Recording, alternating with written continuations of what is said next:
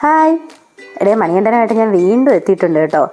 കഴിഞ്ഞ ഷോർട്സ് ഞാൻ ഇട്ടപ്പോൾ എല്ലാവരും ചോദിച്ചു വീട്ടിലെന്താ വിശേഷം എന്ന്. അപ്പോൾ അതിനുള്ളൊരു മറുപടിയാണ് കേട്ടോ ഈ വീഡിയോ. എടേ, കൊട്ടിയത്തെ തഴുത്തല ഗണപതി ക്ഷേത്രത്തിൻ്റെ അടുത്താണ് ഞങ്ങളുടെ വീട്. അപ്പോൾ ക്ഷേത്രവുമായിട്ട് ബന്ധപ്പെട്ട എല്ലാ ആഘോഷങ്ങളും ഞങ്ങളും ആഘോഷമാക്കാറുണ്ട്. വിനായക ചതുർത്ഥിയോടനുബന്ധിച്ചിട്ടുള്ള ആഘോഷമാണ് ഈ കാണുന്നത്. ഇനി കുറച്ച് കലവറ കാഴ്ചകളാണ് കേട്ടോ. സാമ്പാർ, മോര്, പപ്പടം, കിച്ചടി, തോരൻ, ഇഞ്ചിക്കറി, അങ്ങനെ അത്യാവശ്യം ഒരു സദ്യയ്ക്ക് വേണ്ടുന്ന ഒരുപാട് വിഭവങ്ങളൊന്നുമില്ല, അത്യാവശ്യം ഒരു സദ്യയ്ക്ക് വേണ്ടുന്ന വിഭവങ്ങളൊക്കെ ഒരുക്കിയിട്ടുണ്ട് കേട്ടോ. അപ്പോൾ ഇതൊക്കെയെന്ന് പറയുന്നത് കൂടുതലും വെജിറ്റേറിയൻ ഐറ്റംസാണ്.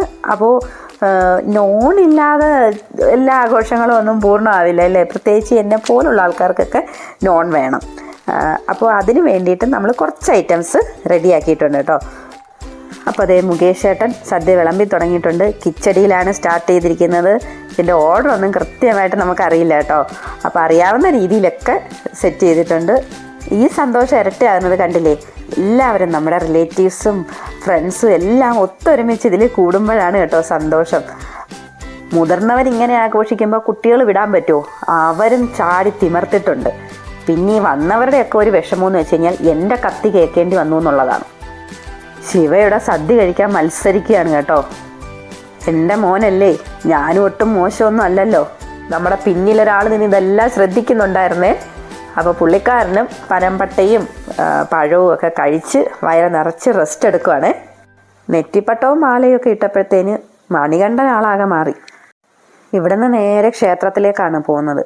അവിടുന്ന് മറ്റാനകളൊക്കെ ആയിട്ട് എഴുന്നള്ളത്തൊക്കെ പോയിട്ട് മടങ്ങി എത്തുമ്പോഴത്തേക്കും രാത്രിയാവും. ഇത്രയും വലിയ ശരീരവും വെച്ചുകൊണ്ട് മണികണ്ഠൻ കുനിഞ്ഞു കുത്തി കിടക്കുന്നത് കണ്ടോ.